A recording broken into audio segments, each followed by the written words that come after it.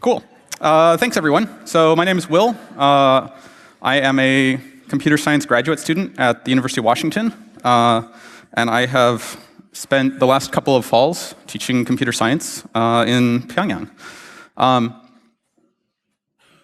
So I did a Reddit ANA last year when I got back, but I haven't really talked that much because the whole issue around this country is extremely politicized, and it's very easy to sort of end up in this sort of large narrative that I don't really have much to contribute to. So the disclaimer is there's going to be nothing about this or about this. And this will entirely be sort of what did I see when I was there? What were the students like that I was teaching? And what was sort of consumer technology in terms of desktops, mobile phones, and sort of what does technology look like there? So this is the campus I was at. It's the Pyongyang University of Science and Technology, sort of in the southern suburbs, still within Pyongyang. The taller building is the academic building. The two wings are classrooms. The little middle connecting part is where the professors' offices were. And then the smaller building next to it, which is still quite large, had the cafeteria, had the library, and had an assembly hall. And if off picture is dorms. We both the students and the professors lived on campus while we were there. So at this point, I'm probably if I was having a conversation, there would be this question of, okay, so how did you get there? What are Americans doing there? So I found a video online about this university being created, and I cold emailed saying I'm interested in teaching, and somehow that worked. I'm still not entirely sure myself. And so I ended up teaching classes in operating systems, focusing on Linux and Android, which was what they were interested in, and then also an introductory databases course, sort of the mechanics of SQL, which were fun. So this is the lab that I was teaching in. We had a classroom as well. And these were my senior undergrads who were taking the operating systems class. You'll notice that they have computers and that they know how to use them, so we're off to a good start. I guess the other interesting part, though, is that there were these sort of two banks of 16 computers. They're on a LAN connected to each other, but they're not connected to anything else. So these students did not have access to the internet. A lot of what they had learned were through books. And so this was an interesting challenge.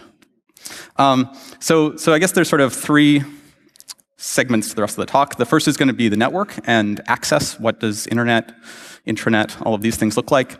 Then what's the desktop? What's the deal with this Red Star OS that they have? And then finally, mobile. What's the deal with cell phones? So surprisingly, I had internet access. That was nice. There's sort of two players in the internet industry in Pyongyang. They're both joint ventures with foreign companies. So the building is, I believe that's the older iteration of it, but currently that's called Star Joint Venture Corporation, which is a joint venture between the DPRK government and a company based in Thailand. And they provide the fiber cables into the country. So they manage the physical connection. They peer with China Unicom. And so there was a fiber line going from a downtown office to the campus where we got access. And I guess there's a couple things that are interesting. One is that I had access. It was not filtered, either by China or by DPRK. However, there was a proxy that I had to go through that was at the campus level. So all requests were authenticated. It was in a SQUID HTTP authenticated proxy. You had to have a proxy authentication header.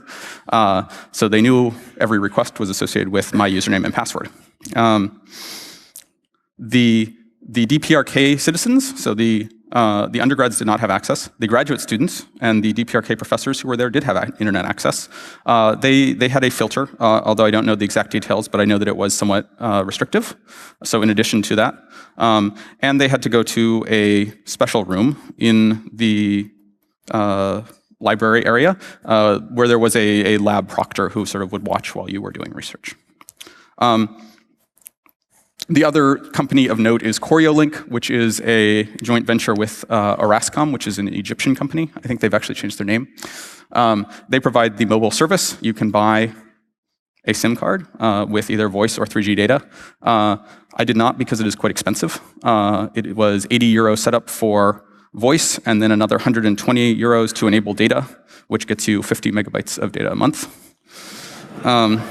So not quite what we want, but there were cases where I guess I would say internet, quite reliable, power, less reliable. So for that maybe day a week when you didn't have like intermittent power, it was nice to still have some connectivity, and you got that if you had wireless. Yeah, so I had access. So there's this intranet thing. There was not intranet at our campus. I was told that that was very difficult. They did not like to have physical locations that had both. So there is sort of this sense of these should be air-gapped and foreigners should not have access to the internal one. We visited Kim Il-sung University, which is sort of the top university.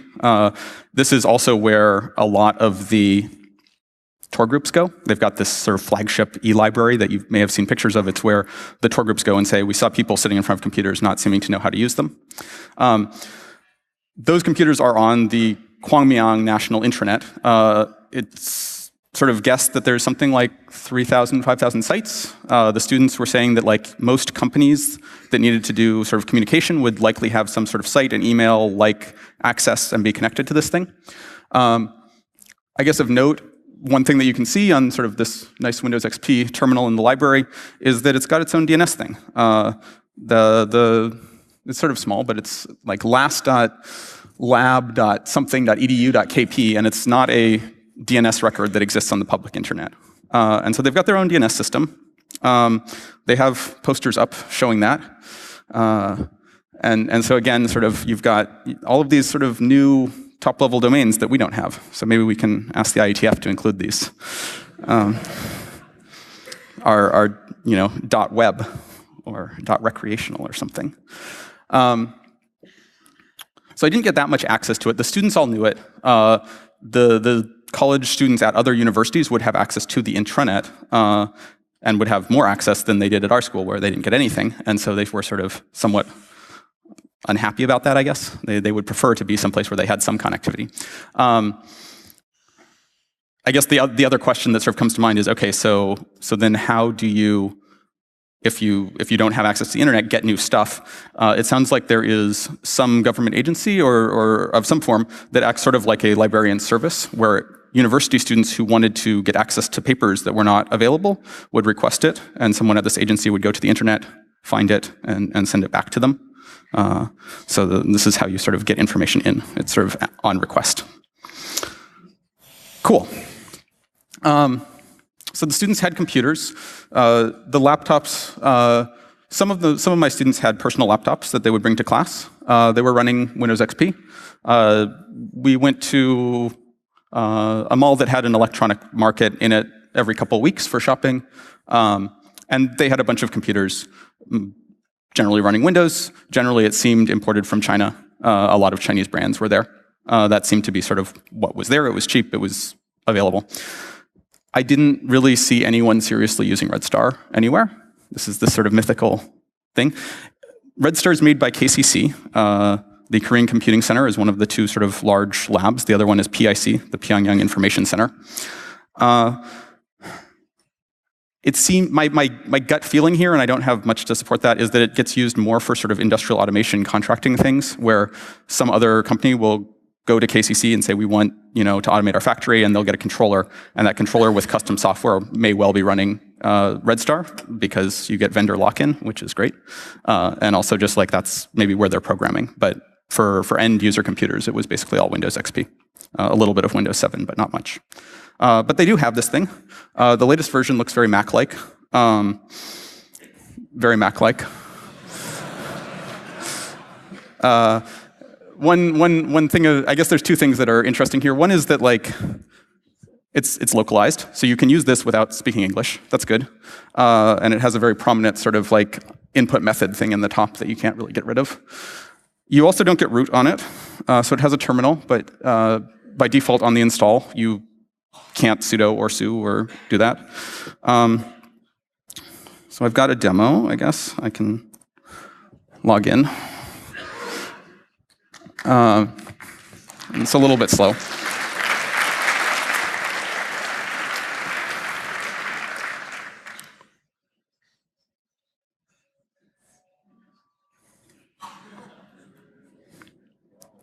So let's see, we'll start the terminal. The other thing that's maybe interesting here, I guess there's a couple things. So we've got a set of applications. Some of these are pretty clearly skinned and are Linux applications that you know and love. Others seem to be much more made by hand. We can look at the root, and it looks sort of Linux-y. It's got an applications folder, though, which maybe is not as commonly found. Oh.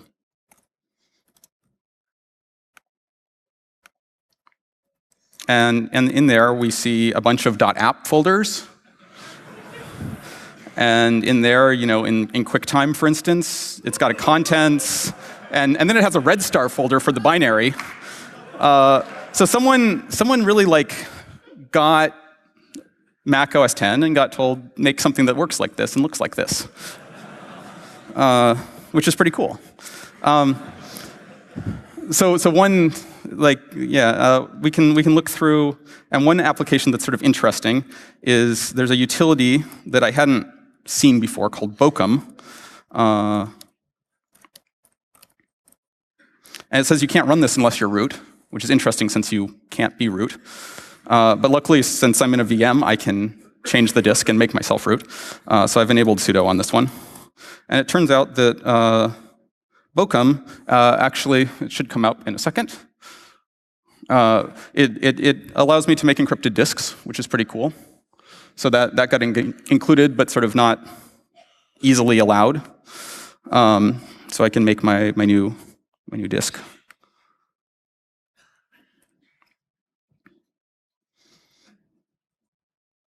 That's thinking.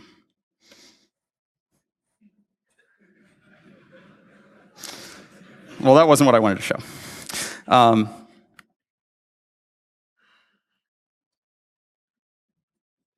What I was going to show is that it was using AES, which was sort of nice. Here we go.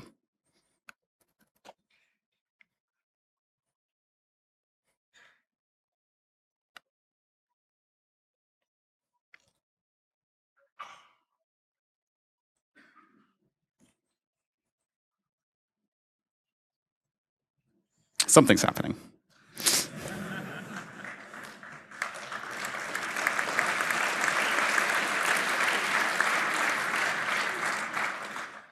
Okay, so I'm gonna show another one. So it's got Nainara web browser, which looks quite similar to. Okay, it decided it's opening that again. Nainara is basically Firefox, but with a different name.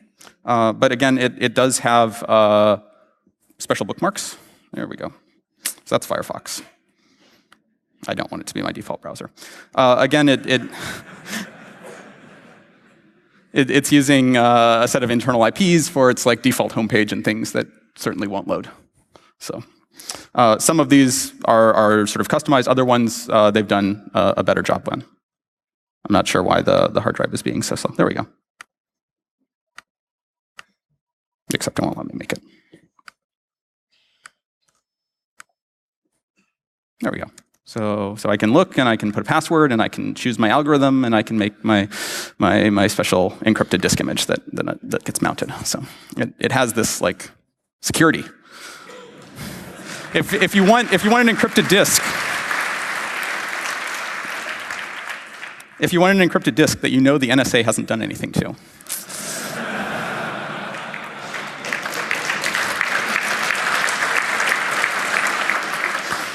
So the last part is mobile stuff. They've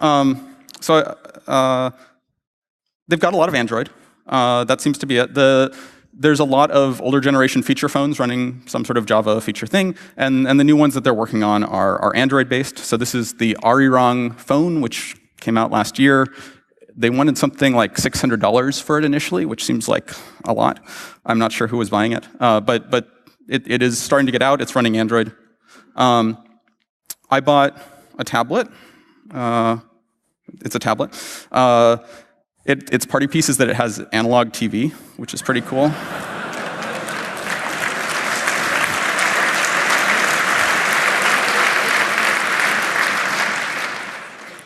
What it doesn't have is Wi-Fi or Bluetooth or anything else. So, you can make things for your own market. I guess that's good. I was told that the 9-inch version did have Wi-Fi, though. So in order to sort of make this a little bit easier, I'm going to show videos of this rather than do it on the actual device, but just walk through sort of basic interaction with this thing. And this is slightly ugly, but it should work. I think it gets less miserable.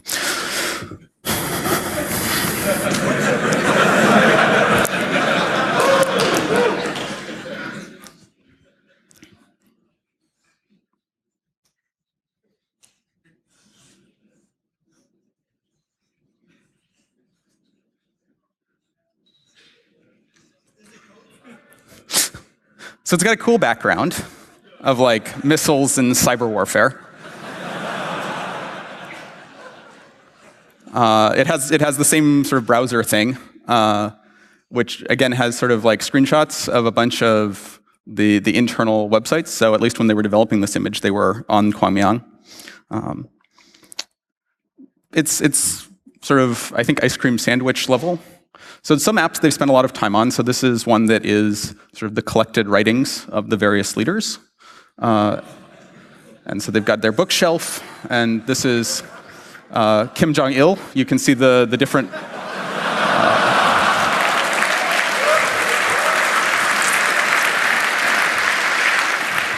So it gets better than that, right? So that was just the different volumes, and each of these volumes is many different speeches. And you go into the speech, and you get the multi-page speech. So there's quite a lot of material, and for each of these like things, you can go in and get translations and get definitions of all of the words, which is pretty good. And you can also, it has voice feedback. I don't think that the HDMI thing is working on this one, but it will actually narrate this to you. So you've got that, which is cool. In addition to like this, which has its place, I guess, they had a bunch of apps that seemed to be much more just sort of customized from existing apps. So there are various games. There's Angry Birds. So Angry Birds does its thing. This I think is Rio. And it's got sort of a not quite the same color logo at the top in Korean. So someone went in and needed to change the sprites, and that's okay. Let's see, what else? I think I had a couple more that were interesting. So in settings, you plug USB into this and it doesn't do anything. There's no debug mode. You sort of have limited settings, but you've got some. And so what more do you do with this? It turns out that like to get apps, if you're trying to get apps on the thing, you go to a store and they will put the new app. Here's the analog TV. You get 3 stations. And when you're not there, they're sort of fuzzy. So luckily, it does have a debug mode. And so if you start it up and hold all the buttons down, it goes into Android recovery mode, and it's only slightly broken. It doesn't have a shell or anything to like actually use ADB with, but you can still use push and pull to get files on and off of it. So there's its little debug menu that pops up. It has like, it's got a little mini SD card that has 8 gigs on it and like 6 or 7 different partitions, because that's the way you do things. And they're mounted at /data, which might sound right, and also /data2. And the APKs reference files statically at /data2, so they won't really just transfer over, which is unfortunate. So I looked at this a little bit. I was able to get some of the APKs, and it's like, yeah, Angry Birds is still Angry Birds, just with different sprites in it. The speeches, which was the one I was sort of interested in, isn't nearly as easy. I couldn't find the actual speech content anywhere on the thing, and looked at the DEX decompilation, and it turns out that like it's loading in another encrypted partition to like get to that speech data. So they're really like actually trying to make it hard to take that APK and put it somewhere more accessible. Like that is part of this device and not meant to go anywhere. And that was about as far as I got on that. But if anyone wants to take a stab, I would welcome additional help. So I think that's sort of the main things that I took away from it. They're really customizing stuff to work in their market, as you would expect. They've got phones. I think CorioLink has over 1 million subscribers, something of that nature, which isn't that surprising because you see phones around Pyongyang quite a bit, and Pyongyang's something like 4 million people. So, thank you.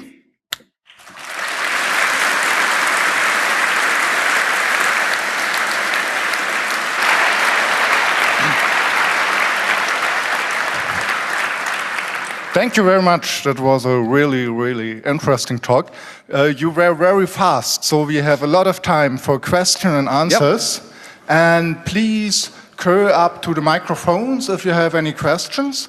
And to the other ones, please stay seated during the Q&A as it gets too noisy. If you absolutely have a pressing need to leave, then please do it quietly and do not disturb the others here. So the first one on the microphone 1, please.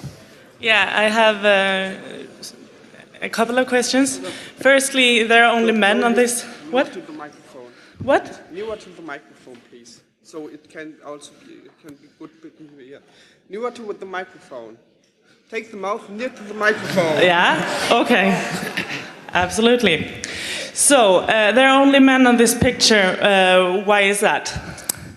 When the school opened, it was determined that the initial student body would be male. The foreign faculty are pushing to get females. The response is that there may be a nursing program opening that will have females, which okay. Isn't quite the same, but we're getting there. There are, like, the other DPRK computer science professors, there are female ones, so it's not a uniform gender difference. It sounded like it was something like the students are supposed to sort of not really talk all that much about what they learn outside when they go home for the summer, and it was decided that guys were less chatty. And what language? I was teaching in English. I don't know Korean at all. Yeah, and how did you do with translation and stuff? Okay, so this university, as students come in, they take 1 year of English language as a foreign language, but most of them, I think pretty much all of them, have had English in high school before they get to university level, so that's already somewhat good, and then a year of just intense English gets them up to the level where they do quite well in their major classes being taught in English. Okay, the next question from microphone 2, please, and after that we will have a question from the internet. So one question, is there some kind of system dump of the operating system of the Android phone or Android tablet? So I got some of the partitions, but other ones don't like copy directly with ADB, so I don't have the full thing, and it seemed weird to just have like partial partitions, which is why I haven't done that. Okay, now the question from our signal angel, please. Okay, the first question from the the first question from the internet is how do you actually keep up with the scene or culture with all the North Korean tech? I was there for 2 falls. So in fall of 2013, I was there for 3 months teaching, and I went back for a few weeks earlier this fall for another lecture. Okay, then we will go around with the number 3, please. Hi. I was wondering if you have any insight on what they're using, what you're teaching them for. I mean, what are they programming? What are they making? Do you have any idea on that? Right. So my basic sense, because they kept asking about Android, was that they realized that they've got this whole tablet and phone ecosystem that they need people to like develop, and they sort of would like to have more people who can do that. So it seemed like many of the students were, after they graduated, likely to end up working on developing more of these apps and sort of advancing that. So the first undergraduates graduated this fall, and we know that some of them ended up going into sort of graduate programs for more education, and other ones did end up working in these KCC and PIC labs doing computer stuff. Okay, microphone 4, please. Did you witness any non-elite students use technology outside maybe the university? So you would see phones around Pyongyang. So beyond just the students, like the life that I saw was Pyongyang. We did not leave the city very much, but although we did leave campus to some extent. And so you would see people who were sort of normal Pyongyang residents, and they would not be uncommon for them to have phones as well. These students, not all of them were from Pyongyang. Some of them were sort of upper class, but were from other provinces and came in for schooling. So it's not completely limited to the city, but I don't have a sense of exactly how that distribution of sort of the gradient of who has access falls. Any notebooks in the city somewhere? What? Any notebooks witnessed in the cities? Notebooks?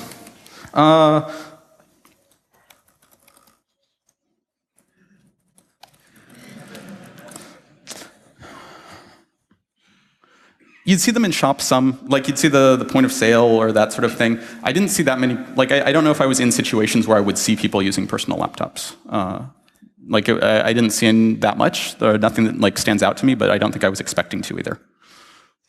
Okay, to have a fair distribution of questions, we have 4 minutes left. We take, please, microphone 1, then 2, and then the question from the internet, and then we will see how much time we have left. Oh, sorry. It's very unfair. I didn't see you. You are hard to see from up here. Okay, then we keep the order of the microphone 5, microphone 6, and then we go on. Did you bring any of your own devices to the country, and were they checked in any way? Or could you elaborate on this? So I brought a Chromebook because I liked having a TPM. It was not checked, and it was, seemed to stay fine the whole time. When I came back this time, I brought like a duffel bag full of a bunch of Raspberry Pis that we used for programming exercises, and that got sort of a skeptical look when I opened it up at the border. But they didn't seem to have problems with a bunch of bare circuit boards and camera modules. So okay, take that for what you want. Sorry. Yeah. Microphone 6, please. Thanks for the talk. Could you please upload an image of, Red Star OS to the internet for research purposes? Yeah, so, okay.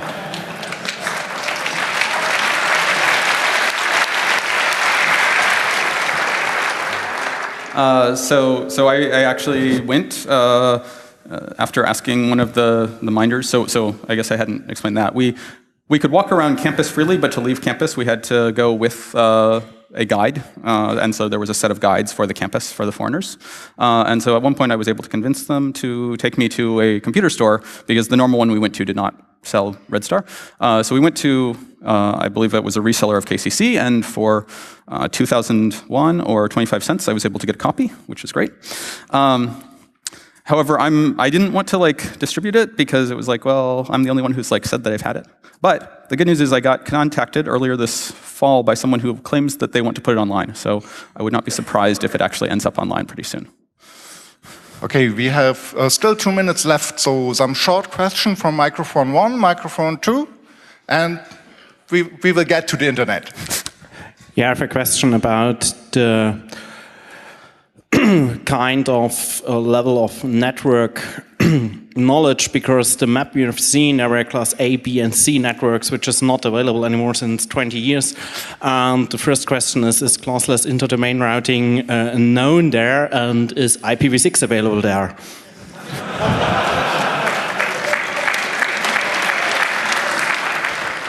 I did not see any evidence of IPv6. I don't think they're up on that one yet. The books that they had BGP. They would ask me questions about BGP every once in a while. I don't think it was a huge problem. They sort of just did things. So the campus network, right? I mentioned that it had a proxy. When you connected your device, it didn't have DHCP or any sort of default route. You had to explicitly type in the IP address of this gateway that you wanted to use as your proxy, and sort of normal traffic you sent out would just fall on the floor. And they chose that internal network was going to be like the 110/8 address space, because they could. And I think it overlapped with a set of South Korean IP space. So that was cool. So they sort of use segments of IPv4 that they want to. So just a short question, please. I know you wanted to talk about technology, not so much politics, but could you maybe tell us a little bit about the attitude of your students? Is there a hacker culture and spirit similar to what we have? Do they value digital freedoms, individual empowerment like we do? Or what's the motivation of the students? I think the motivation for the students was pretty varied. There were some of these guys really did enjoy computer science and computers and hacking on them, and like in their free time in the evenings they would go up to the lab and play computer games or work on coding. And so there was some evidence. A lot of them sort of seemed either to end up at the school because it was pretty clear that English as a language is a pretty good skill to have, even if you don't care so much about your major. Some were in that boat. So I guess one anecdote to that is that there was this sort of copy of a DOS-level operating system that some previous student at, I think I got told, Kim Il-sung University had written that you could boot up directly to, that had a competitive two-player Tetris that they really liked to play.